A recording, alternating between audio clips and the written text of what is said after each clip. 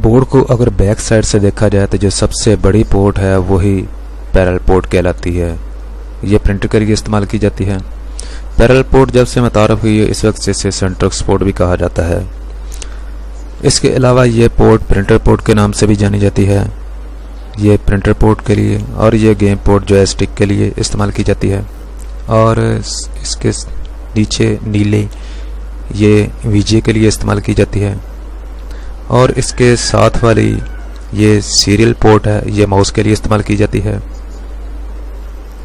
ये parallel port और ये सीरियल पोर्ट। और इसके साथ वाली ये यूएसबी पोर्ट कहलाती है। ये USB mouse, USB keyboard, USB printer और यूएसबी कैमरा के लिए इस्तेमाल की जाती है। और इसके साथ वाली इस कलर में कीबोर्ड लगाया जाता है और इस कलर में माउस लगाया जाता है। PS2 माउस और PS2 कीबोर्ड। यहाँ पर सीरियल माउस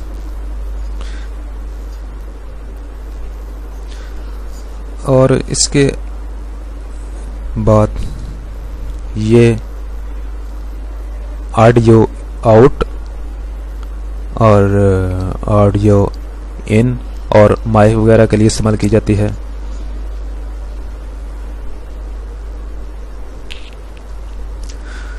तमाम बोर्ड जितने भी होते हैं उसकी कलर कोडिंग ऐसी ही होती है। ये कलर कोडिंग सबकी एक जैसी ही होती है, यानी कि ये कलर किसका, ये कलर किसका और ये कलर किसका।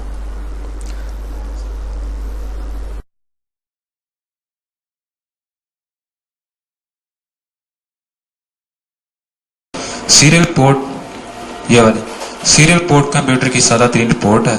इसमें डाटा की तरसील इतनी तेजी से नहीं होती। सीरियल पोर्ट का सबसे ज्यादा इस्तेमाल माउस और मॉडेम के साथ किया जाता है। इसकी वजह यह है कि सीरियल पोर्ट ज्यादा तेजी और फुर्ती से डाटा ट्रांसफर करने की अहलियत नहीं रखती। यह सिर्फ सीरीज यानी अपनी बारी पर डाटा भेज सकती है, यानी एक वक्त में डाटा का सिर्फ एक बिट ट्रांसफर किया जा सकता है।